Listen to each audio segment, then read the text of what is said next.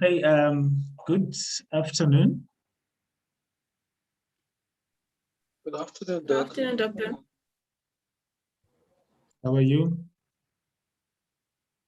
Oh, we are doing fine. We are doing fine. The last Good. class of the day. We are live on Oh. YouTube. Yeah, it's the last class of the day. Yeah.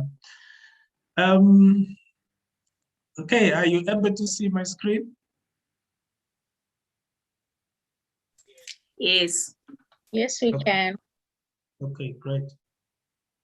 Right. So let's proceed and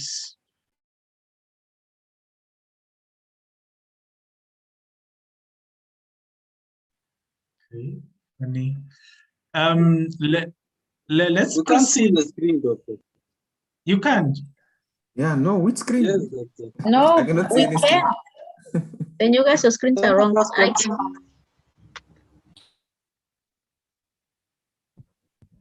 Can you see my Even screen? me, I cannot Yes, see we it. can It see says it. it There's a started- slide of cannot research see, Doctor. design. Doctor, it just says that it started screen sharing, but we cannot see anything.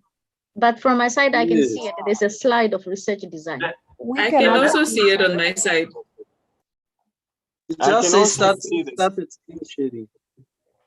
Okay, let me start again. Please start over, Doc.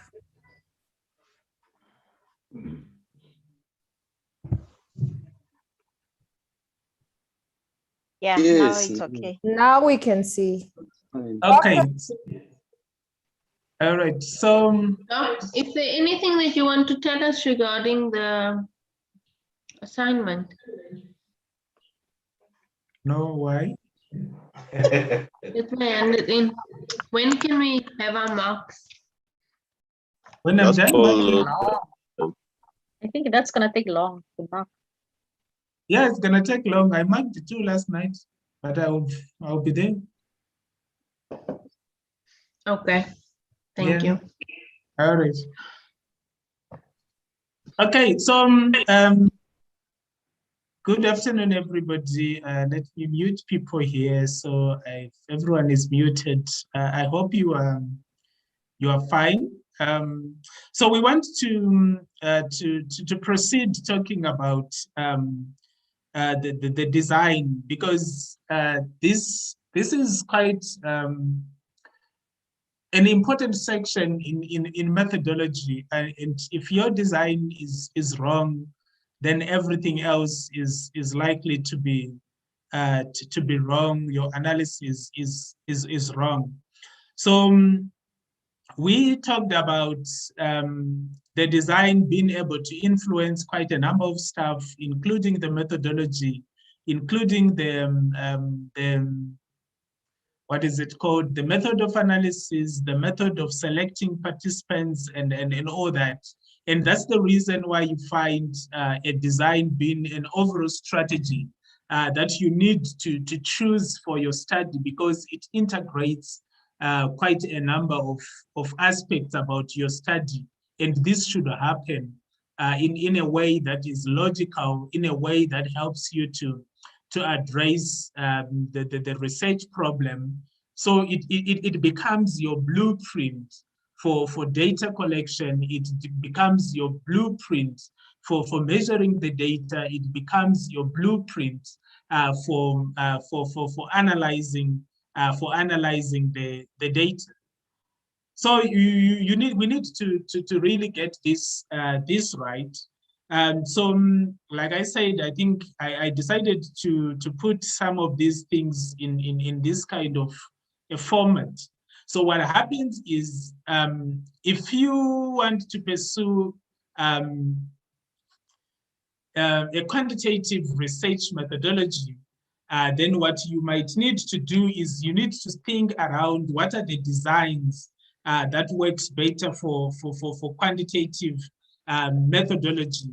And what I'm saying here is it's quite easy to understand the different types of quantitative research designs if you really consider how the research, how you as a researcher design your variables, or how you intend to control your variables in terms of the investigation that you are doing. So you as a researcher, you need to view quantitative research as some continuum process, where you have on one end, you have a design where variables are not controlled, and on the other end, you have variables where they are controlled. So most of the stuff you're gonna do is, it's either you do it in a non-experimental method or in a non-experimental design, or you're gonna do that in an experimental design. So if your focus is rather to describe the current status, like to describe the weather, to describe the market, to describe your student population, to describe your employees, then you're gonna go for a descriptive research design, because this design, it answers aspects around the what questions, the when questions, the how questions, but it doesn't answer the how, the why questions. And that's the reason why last time I was saying at the level of the masters, we need people to go beyond describing the current status, describing the current status of your value of the variable that you are measuring. So that's a descriptive design. It is there for you to simply describe. Last time I remember I used Julius and the picture hasn't changed. So with a descriptive design, your concern is to describe the picture of Julius coming through there online that he is putting on. I guess it's a red tie with some boxes and a blue shirt. So that is what you will be doing. So it doesn't give you much insights apart from you just describing how it works, simply describing the habits of consumers, simply describing the habits of students, simply describing the habits of managers, and all those kind of stuff. That's a descriptive research for you. So my take is always that if you are to use this kind of design, please use it with another design. Maybe I don't know what you would want to do in that particular study. Right. So apart from the what is it called?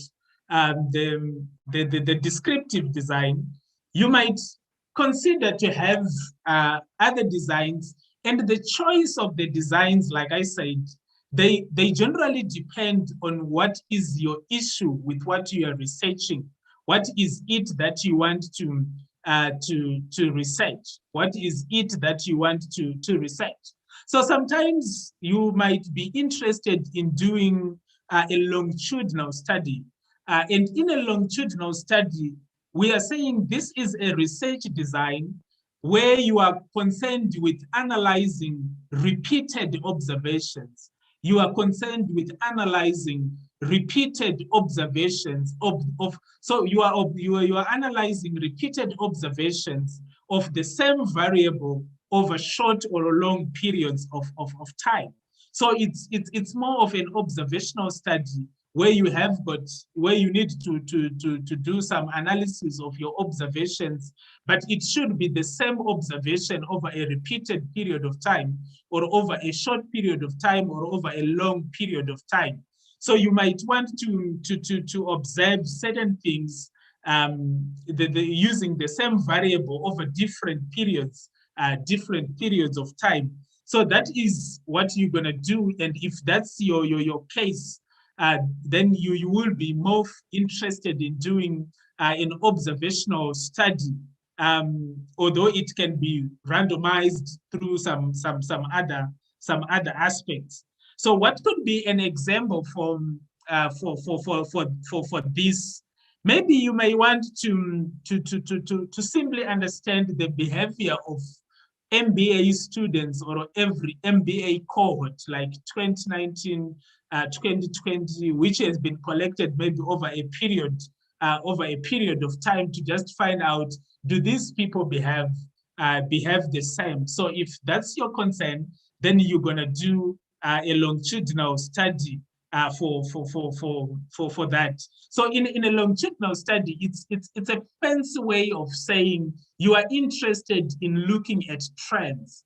You are interested in looking at trends. So trend studies gonna fit into a longitudinal research design, or in cases where you might have some panel data, you may also need to do some panel designs or cohort designs, or some time series design. So within these longitudinal research designs, you could find several designs, like the trends I'm talking about, like the cohort I'm talking about, like the panel designs that I'm talking about, and all this kind of stuff. So the beauty about this design is that these different designs you're going to find in a longitudinal designs, they are characterized by a group that is assembled. So you need to have a group. So it could be a group of students, it could be a group of managers, it could be a group of soldiers, it could be a group of children that you need to assemble for you to do this. Because what you are doing is you are simply looking at repeated observations in children, repeated observations in managers, repeated observations in students. So you really need to have a group of people that you're gonna look at and sample them, and then for you to do that. So firstly, you need to have a group of people. And secondly, you need to have the length of time. Are you doing it for the last 5 years? Are you doing it for the last 10 years? So there should be the length of time under the study, and maybe the number of measurements that you need to make. So that becomes a longitudinal research design. Then the third one that you might find under a non-experimental design is what we call co-relational, and this stems out of the name. We are measuring relationships here. So if the concern of your study is to measure relationships, or to determine the extent of a relationship between one or more variables, then a co-relational design could be the best design for you. So what does co-relational research do? It attempts to determine the extent of a relationship between two or more variables. So you need at least two variables, advertising and revenue. So those are my two variables. I want to determine what is the relationship between increasing advertising expenditure and growing revenue for my company. So if that's my concern, then I might need to use a correlation research design. A keyword there, correlation doesn't mean causation. Correlation doesn't mean causation. So what I'm concerned with here, I'm simply concerned with measuring the relationship between advertising and revenue growth. Advertising and revenue growth. I am not saying advertising predicts growth of revenue, but I'm saying I want to find out, is there a relationship between advertising and revenue? So we need to be very sure there, especially after you have formulated your hypothesis, which you were testing in the other class, and developing your objectives.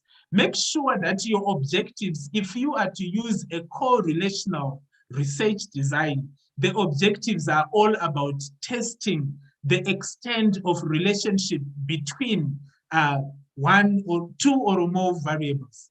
So we are not measuring any causation here.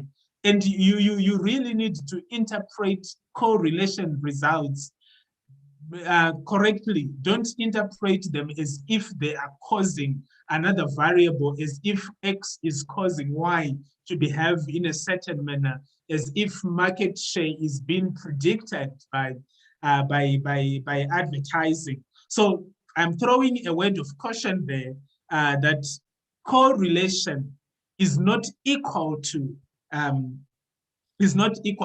causation. And most of the times when I'm supervising my students, or perhaps when I'm even grading the thesis, most of the times there is this misconception that seems to play out quite oftenly in most of the things.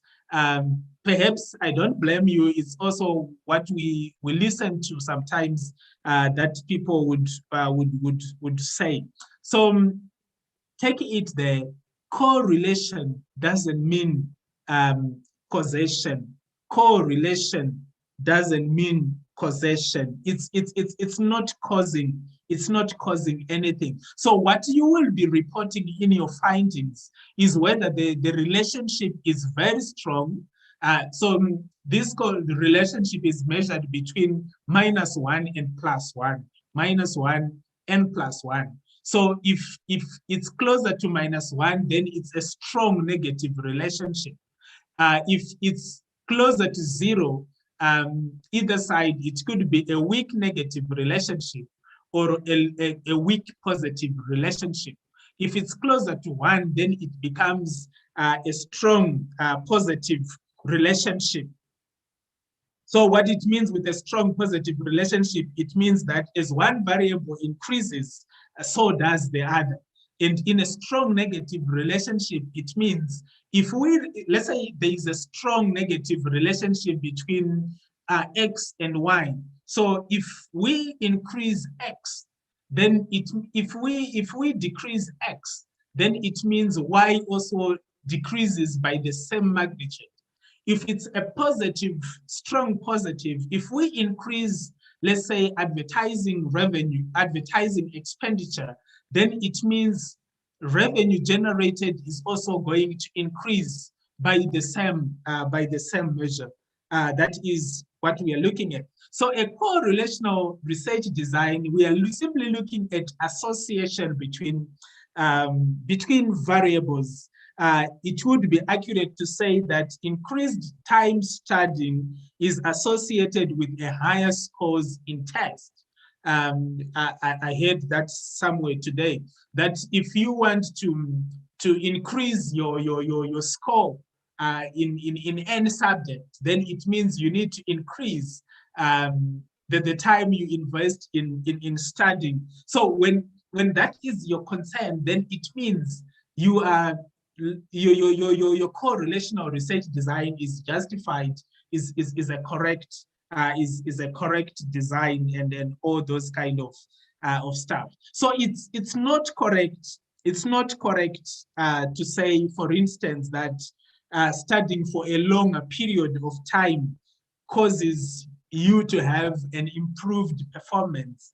It would not be correct if you are using a correlational design to find out whether there is a relationship between increasing time in study. Is there a relationship with improved performance? So if you report your results like there is a cause and effect, then it's not the correct design. It's not the correct design. The design that works better for that are those ones that we call causal designs, that you're going to find in a true experimental design or in a quasi experimental design. Do I have a class? We hear. Are we here? Yes, we are. All right. So my key takeaway for that design is always remember at the back of your mind that correlation is not causation, and causation is not correlation. Correlation, the concern is I'm simply measuring the relationship between two or more variables.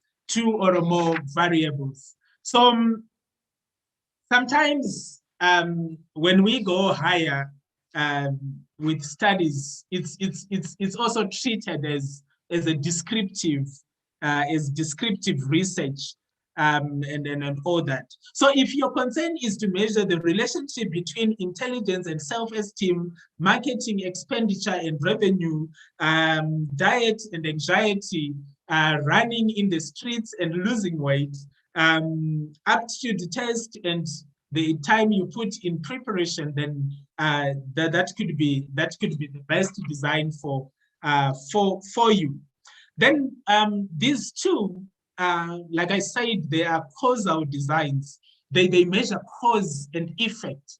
So it can be a true experimental design or a quasi-experimental design, or in some other texts, you're going to find it written as an explanatory design.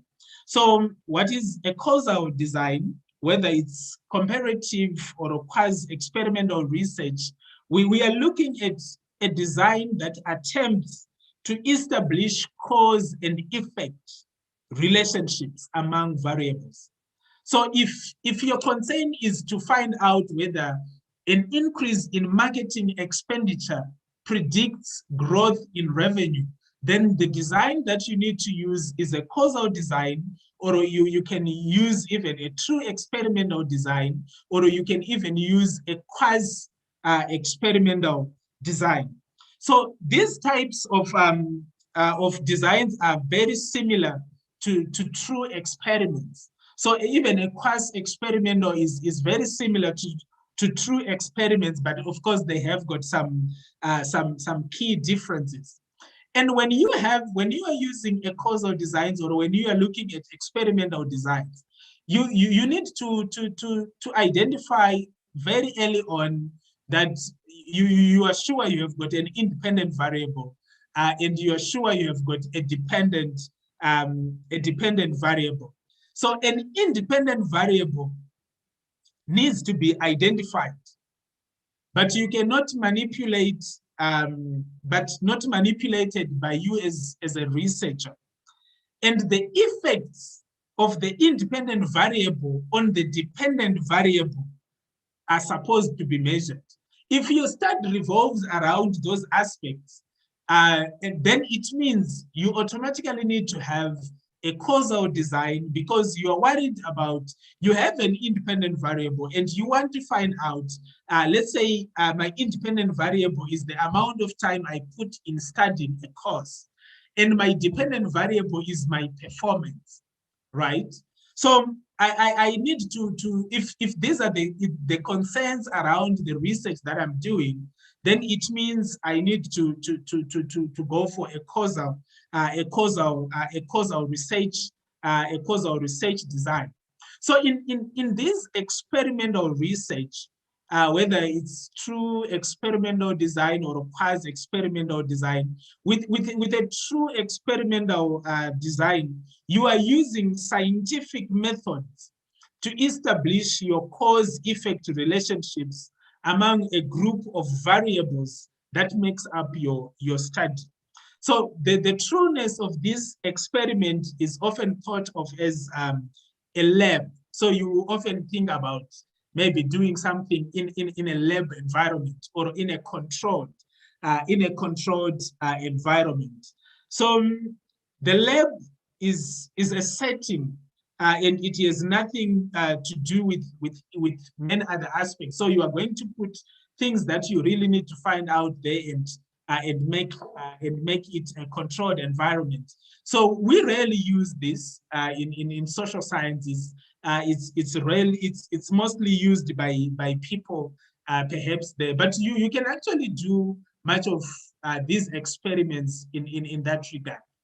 So like I said earlier on, when you're choosing your design, most of the people that I have supervised, and most of the people I know, they want to measure cause and effect, and sometimes co-relational design.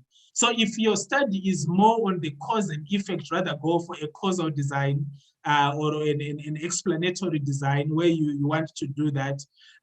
There's also another design here that you can do. You can do a survey a survey design, it also applies here. So you can do a survey research on this. So a survey research design, we are looking at procedures that we follow in quantitative research, where you want to invest something, to investigate something, and then you need to administer a survey to a sample of people, or to the entire population. Maybe you want to find out more about their attitudes, more about their opinions, more about their behavior, or more about their what else about their characteristic. So you can actually use that. So we call it a survey design, which is a process of creating surveys with the goal of receiving maximum insights from that research that you are doing. And these surveys these days, you can do it in paper form, you can do it online using Qualtrics, using SurveyMonkey, and using Google Documents, and any other platform that can help you to do that. So generally, these are some of the designs that applies for quantitative, but for you to choose them, you need to think through around, do these designs speak to my objectives? Do these designs speak to my problem? If they don't, then they are not the appropriate design. They are not the appropriate design for you. So always go back to your objectives before you choose a design. And once you choose a design, these designs, then they automatically influences your methodology to say, if you are to use a longitudinal, a correlational, a true, a causal, an explanatory, survey research design, then your methodology should be quantitative research. So that's what I was trying to explain the other day, that what we do in methodology or in research, it follows what we call a golden thread. So with a golden thread, it means every section of what you're writing about should speak to the next section. So my title should speak to the background. My background should speak to the problem statement. My problem statement should speak to the objectives. The objectives should speak to the literature review. The literature review and everything up there should speak to my design. My design should speak to the proposed methodology or the chosen methodology. The chosen methodology should speak to the instrument that I use, the methods of analysis of data that I'm going to use. So everything should speak to one another. It mustn't be a case where there is a mismatch, because a mismatch in any of the portions of your research, then it means chances of us trusting your research are close to zero. So those are some of the designs for quantitative. You find out which one you like, but which one you like is not a matter here. Which one to use depends on the nature of the problem you're dealing with and the objectives that you're formulating. Okay. Right, people are too quiet today for my comfort.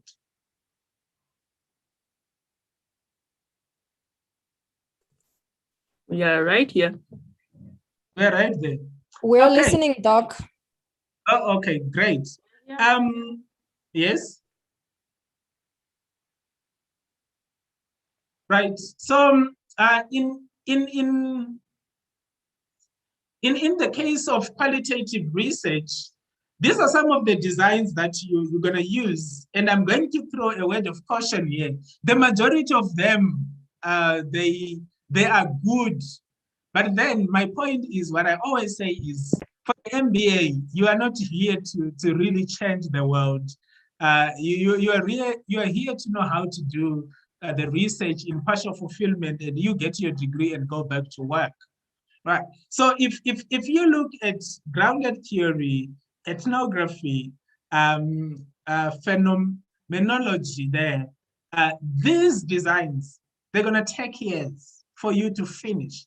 Because like looking for ethnography and phenomenology, these are cousins. So for you to use these designs, you need to do what we call lived experiences, right? So for instance, I always use this example. Let's say you want to understand the buying behavior of the Himbas. What it means is with these two designs, Helena, you need to literally leave your job, go and stay with these people until you are able to understand what they do. So they are good designs, but sometimes they are not designs that you can use for an MBA degree, unless you have got that much time.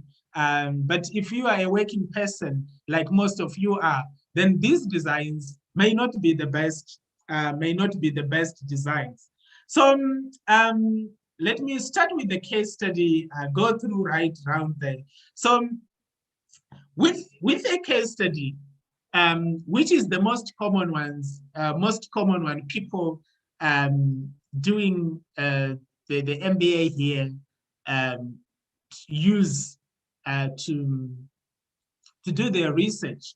So when we look at a case study, with a case study, we are saying it is a research design that you use if your concern is to generate an in-depth, multifaceted understanding of an issue that is very complex in a real-life context. So if you want to have an in-depth understanding of something, you want to have a multifaceted understanding of something or a phenomenon, then what you need to do is to use a case study research design.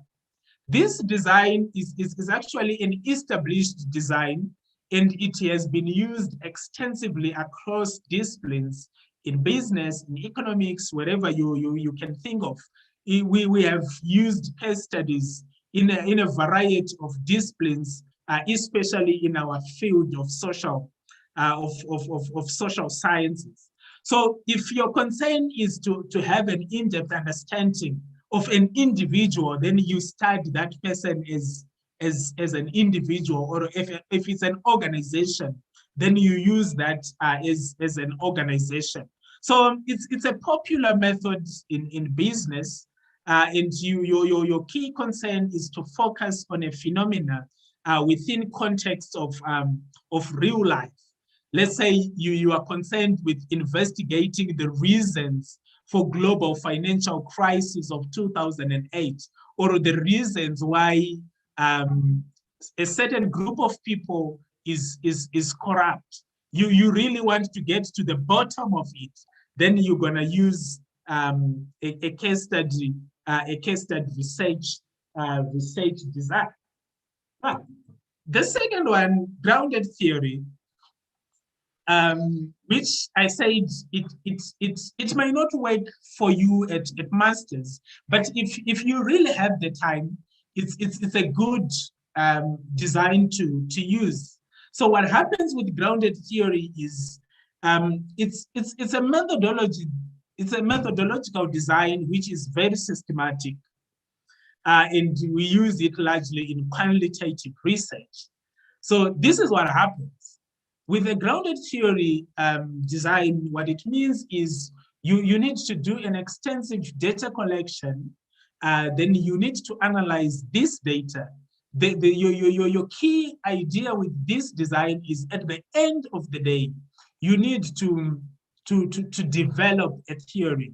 You need to develop theories. So it involves collection of data, the analysis of that data, and the theory that you are going to develop, it's grounded in the data. So you cannot develop a theory unless you have collected the data, analyzed the data, and then you ground the theory in the data. That is how it works. So it's an extensive design, which makes research very fantastic, but it takes a lot of time. So grounded theory, it means that it's a design where you are saying, after analysis of the data, after collection and analysis of the data, you then develop a theory, or you then develop theories, and you also develop hypotheses that other people can then test in the end. So the question I was throwing is that it takes time to develop a theory. It takes time to do that. I think I was reading one of the papers last time. I might put it on the learning platform so that you see someone who did a grounded theory. He had to stay with some souvenir producers for a whole year in order for him to develop the theory, because it was a combination of ethnography and grounded theory that they used to do in their study. So that's grounded theory.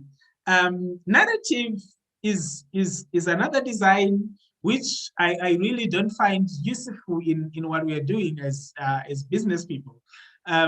What happens with the narrative design is it's all about collecting data and telling a story, or it's all about collecting and telling a story or stories in detail. It's all about that. It's the narratives that you need to give out. So you collect and tell a story or stories in detail. So you write narratives about the experiences of individuals. I'm sure you've even read certain books where people would write the story of their lives. They are narrating their lives. That's the design of the research that you are doing. So you write narratives about experiences of individuals. You describe their life experiences. You describe the meaning of life based on the experiences that they have given unto you. That's a narrative design, right? Then we go on to what we call ethnography. Ethnography it's a variation of phenomenology. It's a variation. You can call it a cousin or something like that. So it's actually a close cousin of that one. The only distinction is we normally use ethnography if your key concern is to understand the culture of the society, the culture of the business. So if it has got a cultural component that you want to dig deeper, then you need to do ethnography. So ethnography, we call it a non-intervention research design, which is participatory, So what it means is, in the case study, you can actually employ other people to collect data for you, and even in the grounded theory or in the narrative. But when it comes, but generally in qualitative research, the researcher is the main participant, but you can still get help. But in an ethnography, design, ethnographic, you as the researcher, you need to be immersed into the cultural group. You need to be immersed into the society. So you need to actually participate greatly in that data collection. So you participate, it extends over a period of time, and which is why I'm always against it if someone is doing an MBA. But if someone is doing a DBA or a PhD, these are fantastic designs. You have all the time in the world to do that. So it's participatory in nature. It extends over a period of time, and you should be in a natural setting. So if you want to understand the behavior of the corrupt, what I'm saying is you also need to be in the corruption environment, which is very natural, and you do that kind of stuff. If you want to understand the behavior, let's say, of the Himbas or the Bambos or the Hereros, then it means you're going to be in their cultural villages, living there with them, sleeping with them, eating what they eat, buying what they buy, and all those kind of stuff. So whatever cultural aspect you're going to investigate, you need to participate in it, be involved. It extends time. You stay in a natural setting. You use a lot of observations in there to find out, okay, this is how they skin the animal. This is how they buy. Their buying behavior is when they go to the shops, they normally buy They normally buy things that are in smaller quantities, or they normally buy things in bulk. So you are observing as part of the process. You can also collect data in the ethnography, in the narrative, in the case study, using interviews. But with ethnography, it uses a variety of methods of data collection, including observations, including interviews, and quite a number of issues. So it is this immersion into the society that takes time. So if you are to do ethnography, it means you need to take leave maybe for 3 months, go into the bush, stay with the people, do what the people do. Then your data collection is happening in a natural process, and it's happening in you participating in most of the stuff. That is what makes it distinctive in that. So because qualitative researchers, they investigate a phenomena that do not lend themselves to straightforward measurement. They may not know at first what should be observed, let alone whether the construct could be measured with any degree of meaningfulness. That's the challenges you're going to find in that. So if you are in that kind of state as a qualitative researcher, then you might use an ethnographic design to do your research. Anyone who wants to do oops, I thought I was recording all along. Okay.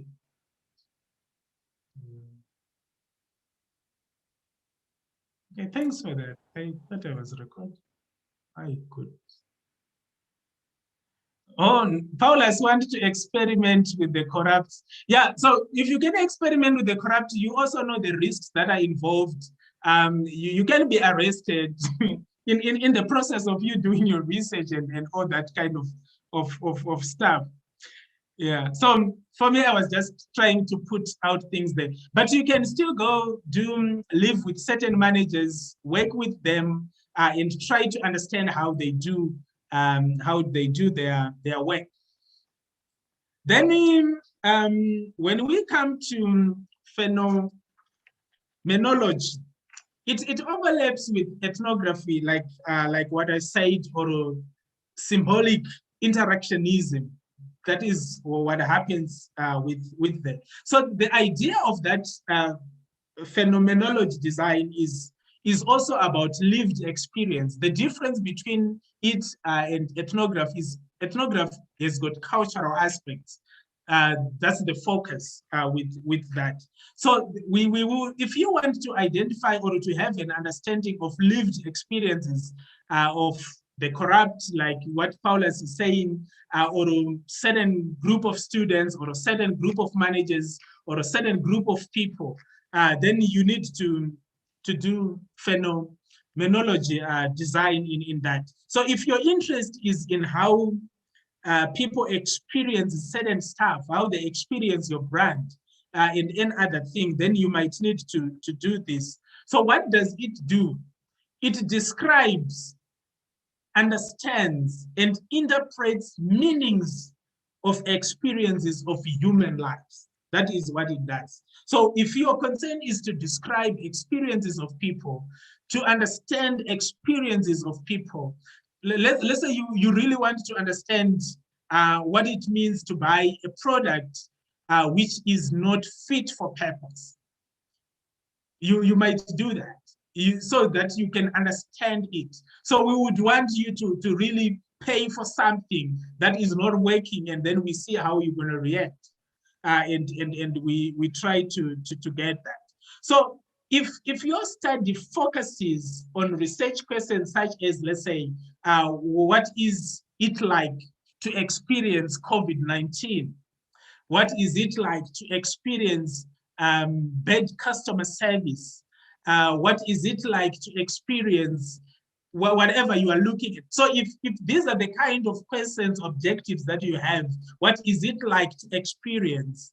bad customer service? What is it like to experience COVID-19? What is it like to experience the vaccine? What is it like to experience this and that? Then you might need to go for phenomenological research design in the process. Then the other one, perhaps which is the last one, is the discourse analysis. With the discourse analysis, this is usually used by people in the language disciplines. So what this design is all about is you are studying written or spoken language. You are studying written or spoken language in relation to how we use that in social context. So when you use a discourse analysis, your aim is to understand how language is used in a real life situation. How do we use language to speak certain aspects and all those kind of stuff? Then you're gonna go for a discourse analysis. So if I were you and I'm doing a qualitative research, I would rather stick to a case study, especially with the time that you may want to finish the degree. But as you go higher and as you have more time, then it means all other aspects of these designs are applicable to you. Okay, so it means Paula's is excited an interesting chart there around experimenting with the corrupt. But remember that when you do this, it also comes down to you being affected with how they do certain stuff. Okay, so I have done the qualitative, I have done the quantitative. Let me do the mixed methods, which prompted me to add some pictures so that people can understand this. So in a mixed method, we have got sequential designs and concurrent designs. Sequential designs, concurrent designs, and parallel designs. Those three. Or if you don't want to call it concurrent designs, you're going to call it embedded design. It's an embedded design.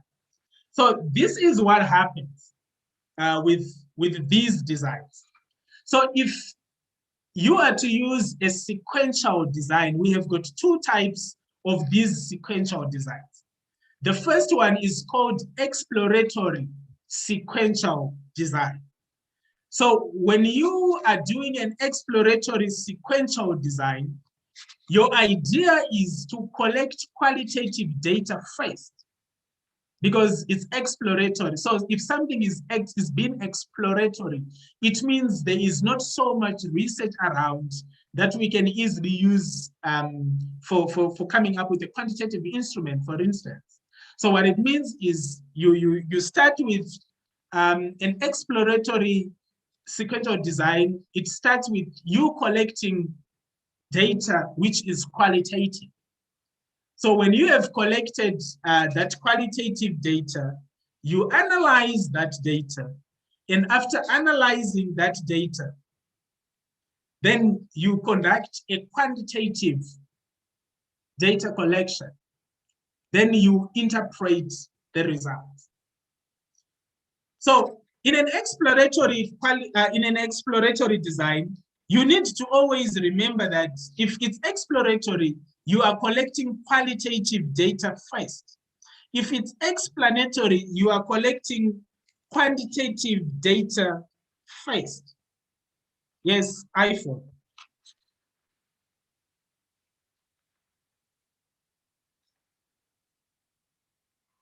Hello, remember, is that iPhone?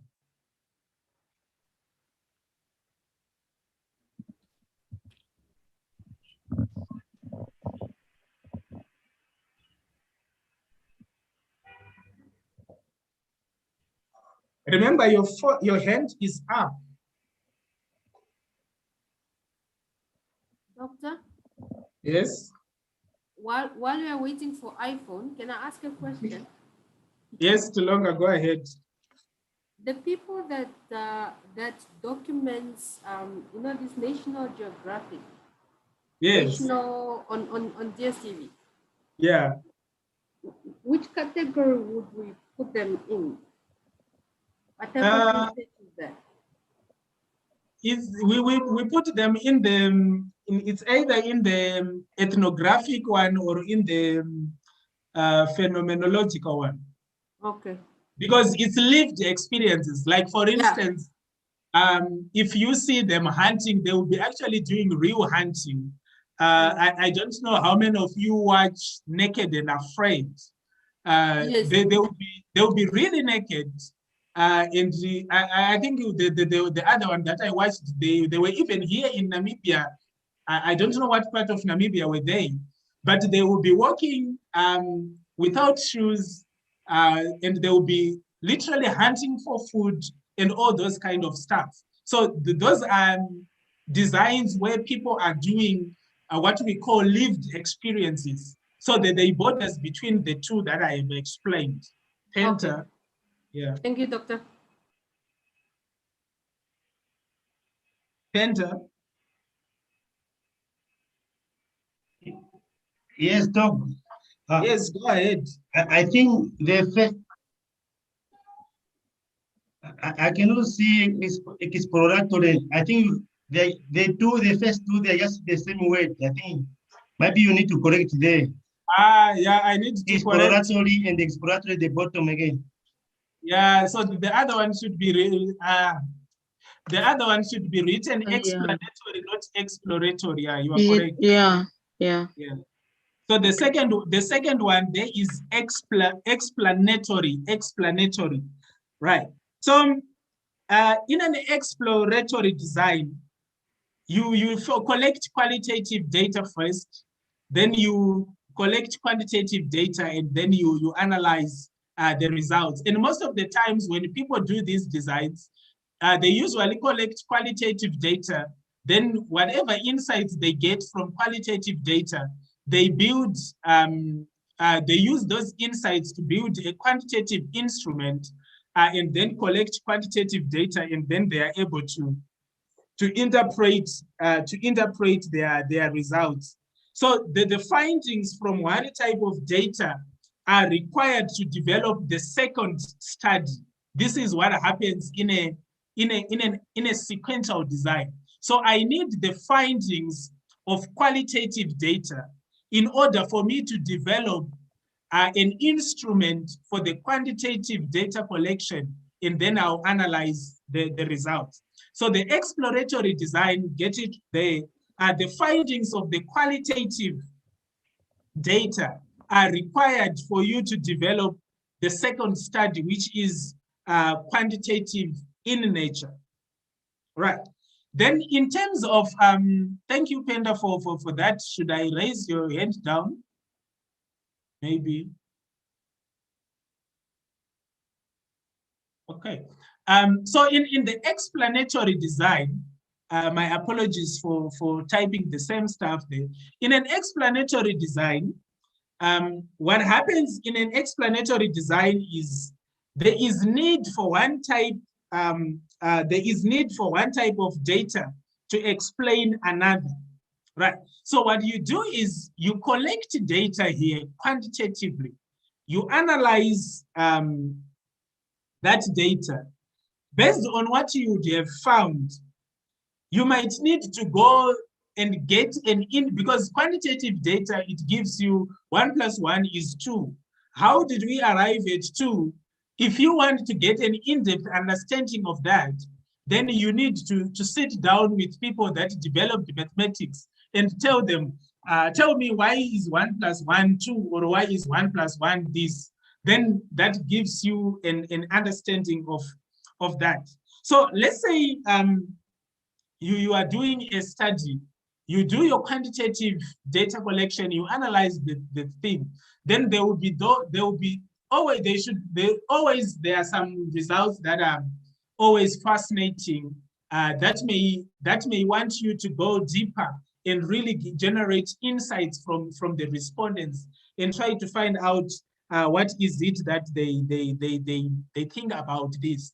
So in that design, you collect quantitative data first, you analyze it, then based on whatever issues are coming there, you go and collect qualitative data based on key issues that are coming out of that, and then you interpret the results. These are sequential results, and these sequential designs, sorry, and these designs, they works better if you have got a combination of qualitative objectives and quantitative objectives. If you don't have those kind of objectives, then you might not need to use these designs. Then the concurrent ones, in other texts, you're gonna find them as embedded design. With an embedded design, we're simply saying there is a need for one type of evidence within a larger study within a large study that you're gonna find, or a larger study of the other type. So what it means is, if I'm to use these concurrent designs, it means I will be collecting data concurrently. I will be collecting data concurrently, but my focus in this study, I am more biased towards quantitative. So I'm not giving it enough equal weight in terms of the data that I'm collecting. I hope you are getting that. So in this example, it means the largest study here is quantitative. And I also need some qualitative aspects in this study, but the qualitative aspect is not the dominant aspect that I'm going to do, right? Then I interpret the results. In another section, I might be doing a predominantly qualitative study, but I need some quantitative data in that. So in the first one, this one is a design where the qualitative is embedded in a quantitative study, which is the larger design, which is the largest study. And in the other one, it's quantitative is embedded in the qualitative design, but the qualitative is dominant. So in these ones, we call them concurrent. You collect the data at the same time, but you are not giving these data collection processes equal aspects in terms of that. Then you interpret the results. So another one which is much simpler for this, where is my cursor? Which is much simpler is, we call it a convergent parallel design. A convergent parallel design, which I guess most of the people use this one. So with this one is, it has got elements of concurrency in it. So what happens is, in the other ones, these ones were not converging in any way. We were just doing qualitative, analyze, quantitative, interpret the results. Or we do it embedded, then you interpret the results. So this one is, you do data collection at the same time. In sequential, it means the other one influences the other collection. But in this one, it doesn't influence the other collection. So you collect your quantitative data, you collect your qualitative data. So you do data collection at the same time, but in parallel. Okay, that's why it's called convergent parallel design. So you do your data collection in parallel, you collect your quantitative data, you analyze, you get the results, you collect your qualitative data, you analyze, you get the results. Then after the results, you now compare the results you got from quantitative study and qualitative study. Then you interpret those results. Let me see.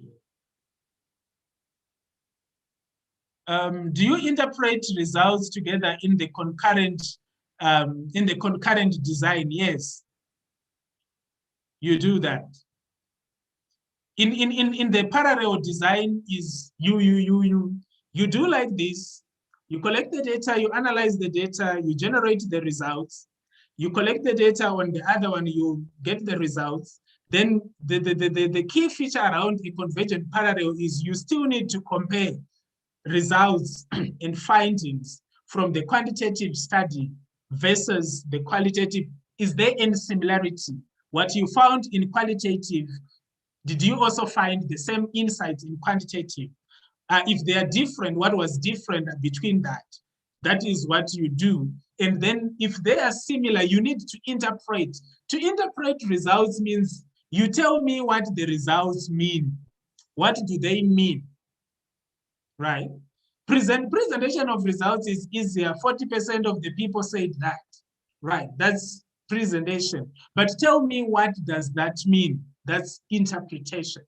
So in a convergent, you do it like this, then you interpret the results. In the other designs, there is no comparisons. What happens here?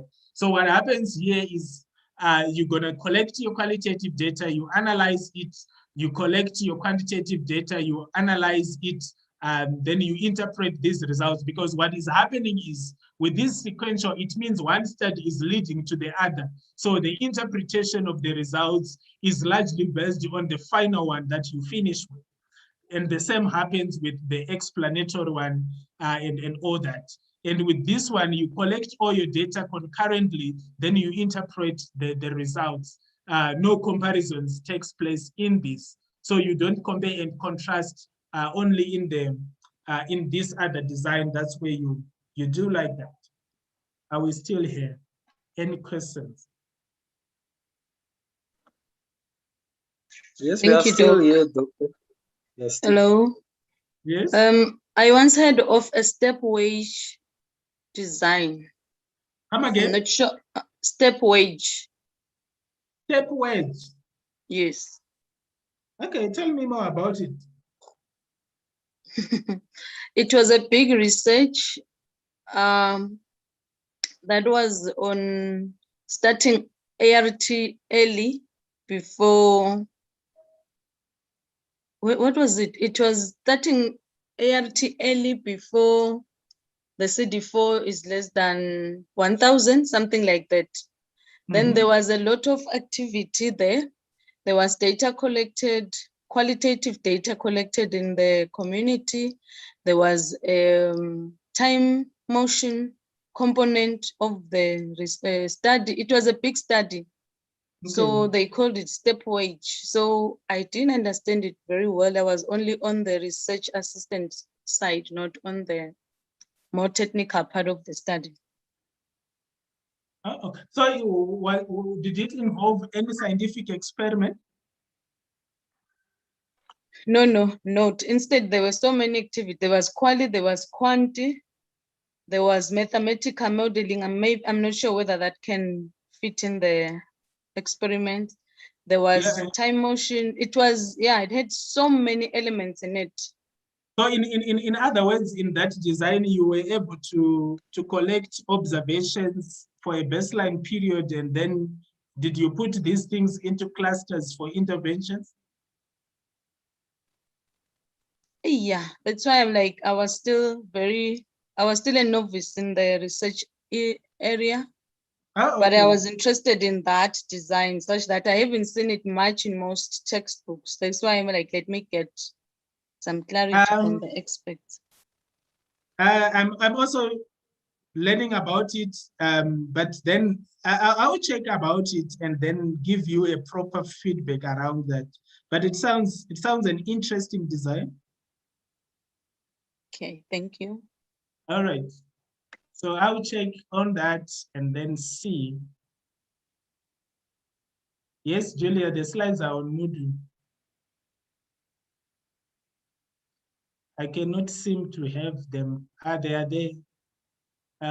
Just to recheck, I actually put them there. Okay, so these are mixed designs. Okay, I think here I wrote it correctly, right? So it's an explanatory. You start with the quantity data and their results. which is followed up with the quali data and their results, and you interpret that. In an exploratory design, you start with the quali data and their results, and this builds up to a quanti data and their results, and you interpret that. In a sequential embedded design, before intervention, maybe you do qualitative. After intervention, you do quantitative. If you still want after intervention, you can still do a quali one and do interpretation. This takes time, and remember, time is of essence to you, right? Then, so those are the major designs you're going to find for these three methodological approaches: the qualitative, the quantitative, and the mixed method design, the mixed method research approach. Then another aspect that I might want to emphasize here is the issue of triangulation. What do you understand by that? What is triangulation in research?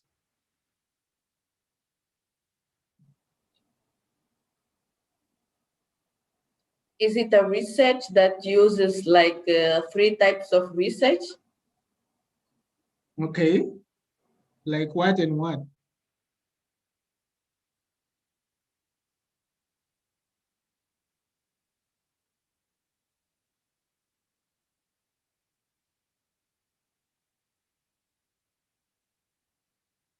Are we still there?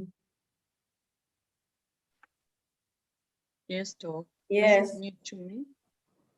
It's new to you. Yes. To those who it is not new. Someone was saying we use 3 types. Yes, it's me. Of research. What do other people think? Okay, so because our designs generally have got weaknesses, and if you really want to offset one weakness of the other, then you may need to triangulate.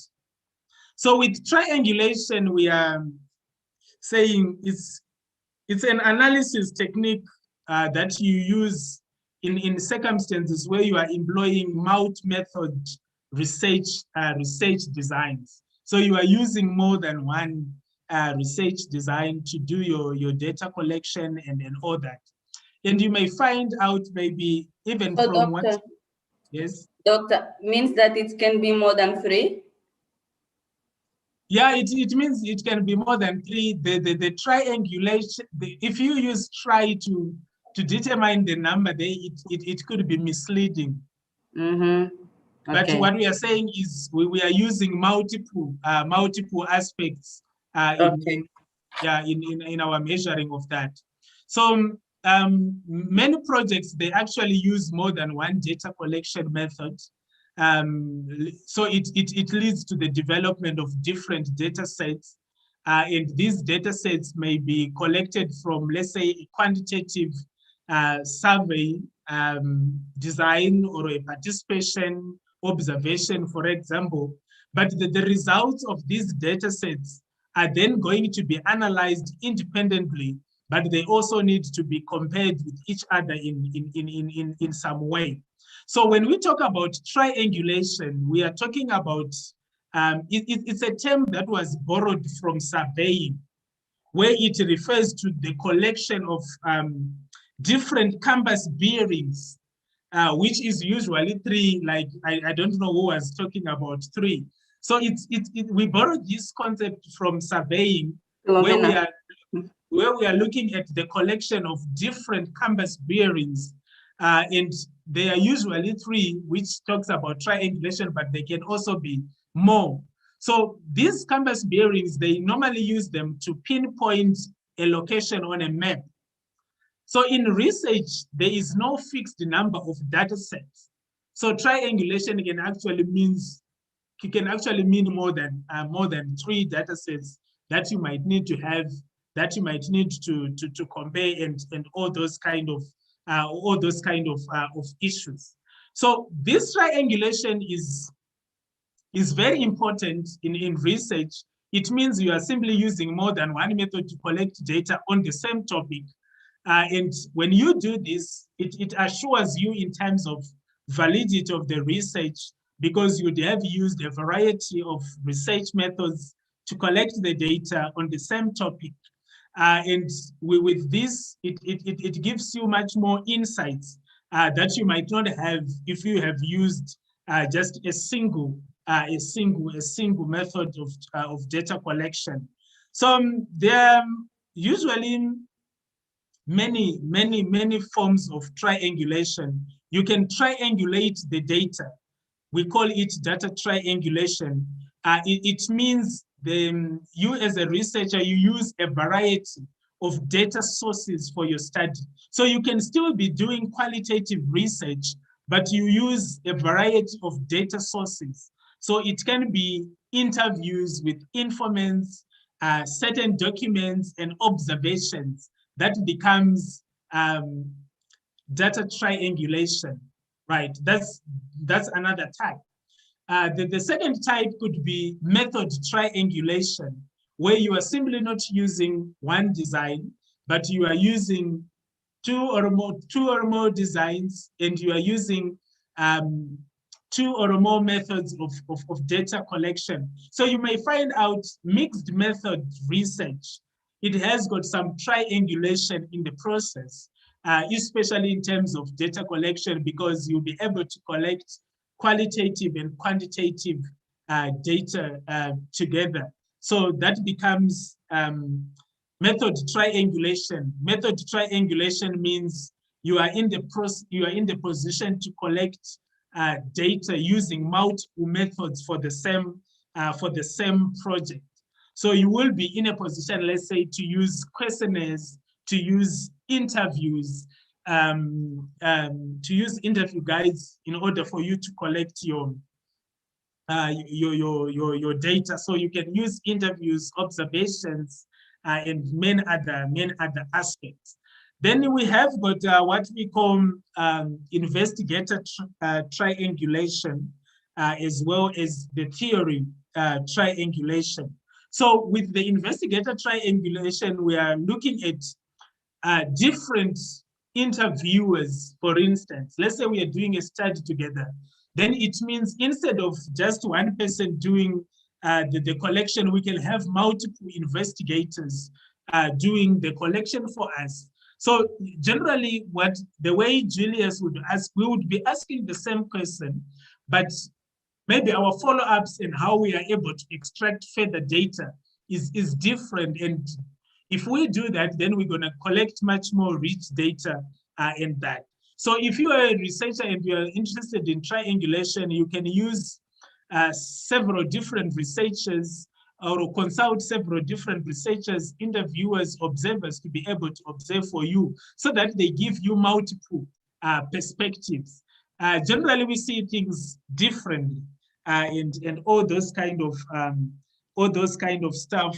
It reminds me, someone last night was asking me whether I got vaccinated, and if I got vaccinated, am I promoting what is it called, that theory of the beast and all those kind of stuff. Maybe let me ask you here, what are your perspectives around the vaccine? Should we be vaccinated? Should we be not?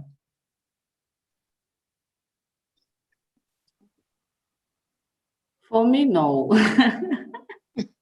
For you, no. And why do we say no? Because they are the one producing it, they are the one selling it, but they are the one telling us that it doesn't guarantee that we will not get the virus. Oh, so you are not going to be vaccinated. Okay, that's your perspective. If I want to fly, if I want to travel, I will have to. We are trying to triangulate here. Julius, what's your take on the jab?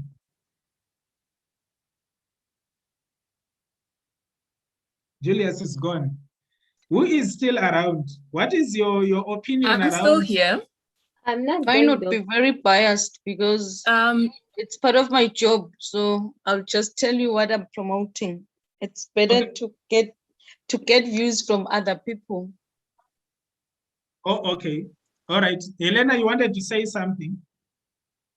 Yeah, I think I'll definitely get vaccinated. It's just a matter of I need to actually schedule time. I just think there's just so much fear instilled around this whole pandemic. Like, are they really just trying to kill the whole world, honestly? Yeah. So for me, Yes. Doctor, Yes. I'm still also thinking about it. Reason being that I know somebody that took it and still got COVID and didn't make it. So I'm still questioning now. Even if you take it, it doesn't guarantee you that you won't get the virus. So you might still get the injection, but Okay. Sorry, Ruth. Did your I'm colleague just- die or what? When you say he, she did not make it? yes, I'm getting interested. yes, the person got COVID after she was injected and still passed on. Ah, that's sad. Okay. I think that's is it then- documented somewhere? I think that's the first case I'm hearing of since And the exercise started. We also, can I talk? Yes. Here also in Angola, we have a case and it was confirmed with the Ministry of Health. People that got the vaccination, they got a virus and they died. Gosh. Yeah. Okay. But it's a rare case. Okay, this is becoming interesting, and this is where we need researchers, because from my perspective, what I think is whatever is happening is good, because we need to start thinking about how to debunk certain aspects and see, because what I'm getting is people are saying my condolences, but it could be a narrative that could be actually be peddled out there that the vaccine kills or something like that, and which might not be correct, and which we might need you to do a lot. This is where triangulation comes and helps to find out, is it really true that it kills? What are the perspectives of other people? What is happening elsewhere? And all those kind of stuff. Someone wanted to say something. Till today, I didn't heard anyone that died because of the vaccine. People are dying because of the virus. But the thing is that, doctor, in theory, this is something, but on practice, this is another one. Because the pharmacy is the most dangerous terrorist group in the world. They are just making it because they want money, they want to sell. We will see that from 6 months until next year, those who doesn't get the vaccination, they will not travel. Yeah. They will just ask like the yellow cards. Yeah, it will be like this, so that because they want to make money. This is the main reason. Yes, man. Please but come through. now look at India. India is the one Okay, Doc, I producing the think we should be vaccine, vaccinated. and the people are still dying. Just wait a little, Yeman. Let me hear Julia. Go ahead, Julia. No, doctor, I was saying, just look at India now.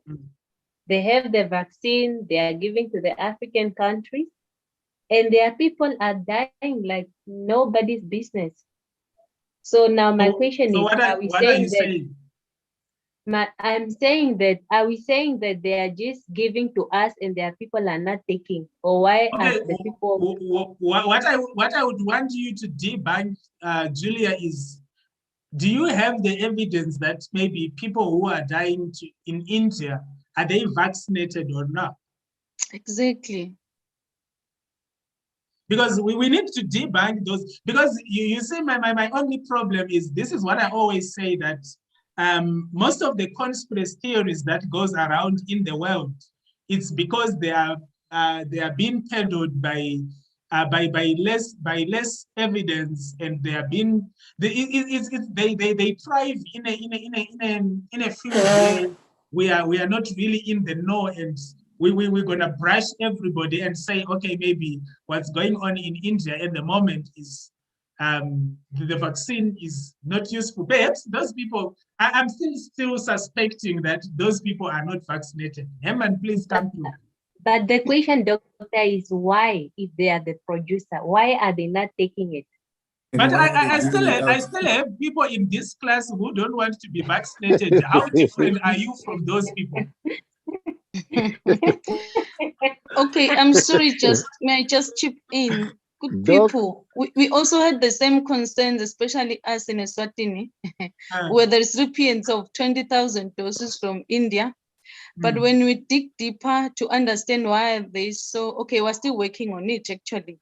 We're trying to understand why.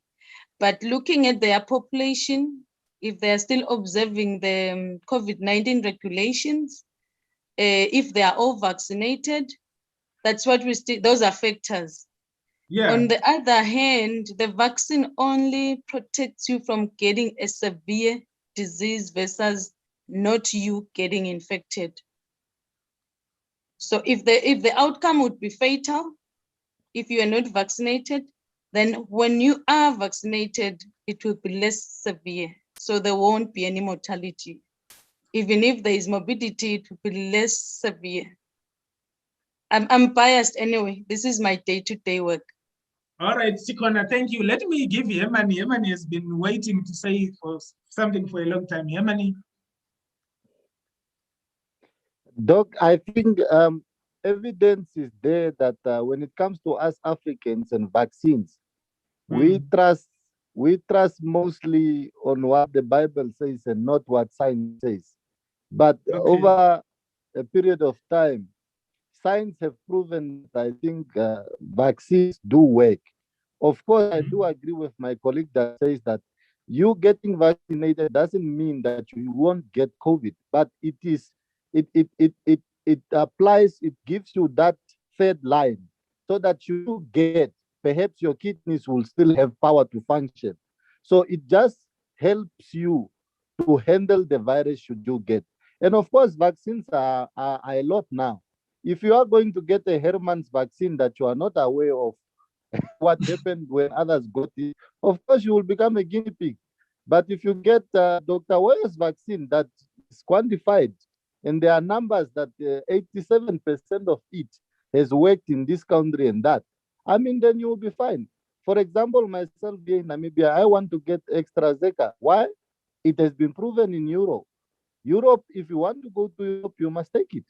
And why would Europe say only this vaccine? We do have Sinopharm. Sinopharm is only for China and Africa, but Europeans are not accepting it. So I think we should get vaccinated. Doesn't matter which vaccine, but it will help us in handling the virus once it has hit us. I had COVID. I believe had I taken the vaccine before, I would have not had the same effects that I had in December. Then if I take it now and I get it. So let's promote vaccination. Let's get vaccinated, colleagues. Okay. Wait. So all we are trying to show here is these are examples of investigator triangulation. People have got different perspectives. And if you are a researcher and you get this kind of views, you're going to generate quite good insights and so forth. Vistorina, your hand was up. So you can come through. Who was talking? Was it Vistorina or someone else? No, it wasn't me, doctor, but I just wanted to say, my comment on the India situation is that we need to look at the time. How was the COVID situation of India at the time when they were giving out, when they were donating vaccines? Because I don't think at this current situation they are still giving donating. So perhaps the situation has changed. So it doesn't mean that there are people are not taking the vaccine.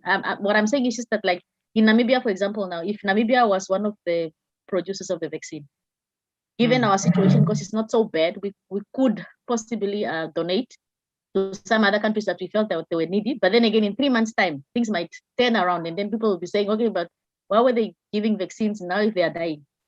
So I think the situation in India was not always like that. It wasn't always that bad.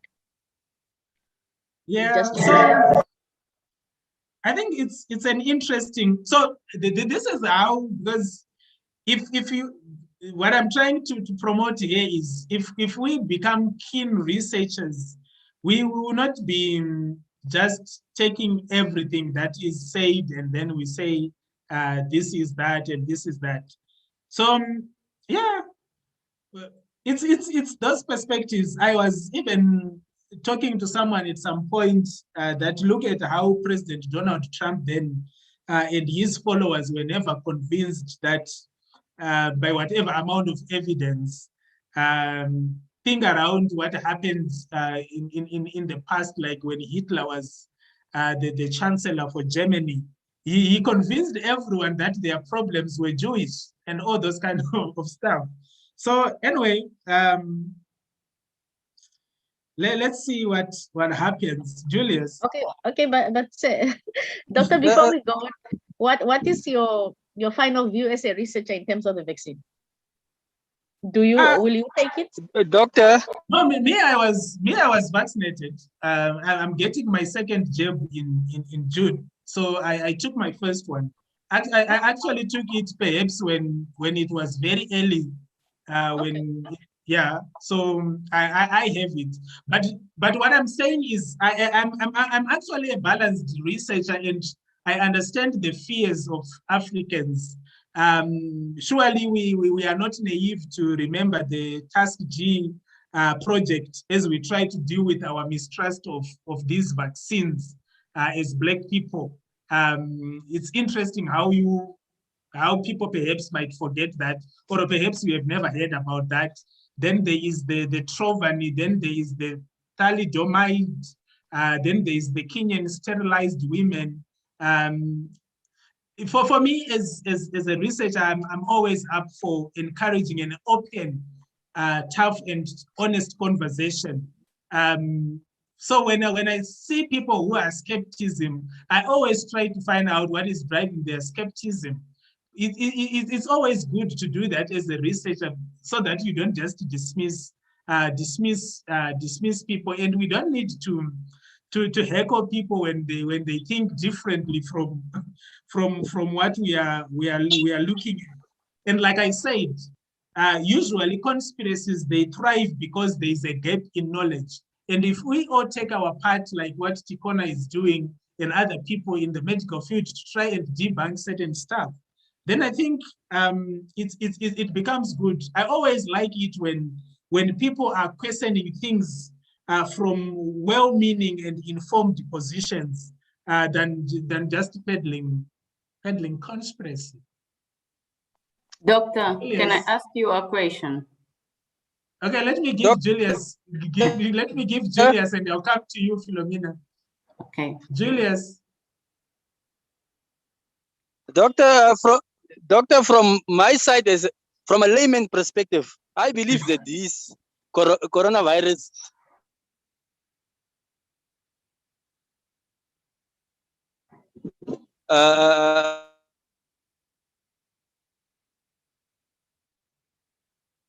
vaccines is just it's deeply really. Why should I take it so that I can again develop that? I can again get corona. Then there's no use of me taking that vaccine. Yeah, those are interesting questions that we might also need to start. But all I'm saying is we need to get all the perspectives we could get, so that we interrogate these things, we come up with sustainable solutions. But if we just go out there and then we think these things are not important, then it defeats the whole purpose. Because at some point I was asking, like, if this vaccine, because what other people could be asking is, if this vaccine is not for prevention, treatment, or control, why do we need it? These are genuine questions that you people need to take on board, look into them, interrogate them, develop some solutions around them, and all those kind of stuff. Most of the times that people are doing is perhaps people are mixing ethics around the drugs and what could be achieved with the drugs, which are totally two different things that needs to be dissected differently for me. So we need answers. Okay, who was Philomena wanted to say something. Yes, doctor. Yes. I want to ask, does doctor trust us in those teas that we drink in Africa? Which drinks? Tea. Like tea, yeah, like to prevent rooibos. the virus, yeah. No, not like rooibos. Like in Angola, we have like eucalyptus, kapungupung. We have a lot of teas here that the people are drinking, like to avoid the virus, like to increase the immunity. Yeah. Oh, are those and ones? It's natural, not like natural medicine. It helps. Yeah, it's because the only challenge perhaps we have as Africa is we have a lot of these indigenous knowledge systems that we have not documented, that we have not properly what do we call it? It has been working in the past, and we are perhaps not using it to the best like we could be doing. Because I think that's Africa's challenge. So so it's the best. It's the same like if you steam, does it work? I think it does, because we grew up steaming whenever we had flu, and the next day when you steam, it's gone. Yeah, it's true. So why must I trust the vaccination and don't those tea? Like in Angola, everyone is drink this tea, and we have a very like the rate for virus for infected people here is low compared with the number of the population that we have. And I have a niece that is studying medicine in Spain, and they are not getting the vaccination. They are not giving it. And they are on the first words, as they call. Okay, so I think it was an interesting discussion we had. So it works if people it works if you also triangulate using different investigators. You're gonna get different perspectives and all those kind of stuff. The last one is what we call theory triangulation. Here as a researcher, you are using multiple theories or multiple perspectives to interpret a single set of data. That is what you may do. So it's you may want to use this, you may not want to use it, but this is something that is good for research. Simon is saying, miss me with that vaccination. Simon doesn't want to be vaccinated. I think in the end, everyone is going to be vaccinated. That is my thinking. So many things would drive people to get vaccinated. It's either like what happened is if you want to travel like to West Africa, you always need that yellow certificate. Whether you like it or not, you just get jabbed. So if you want to travel, I think one of the reasons why most of the people will be vaccinated is it's traveling, and you might find that maybe you will be vaccinated because schools would say we only admit people who are vaccinated. I won't get surprised if employers also say they will recruit people who are only vaccinated.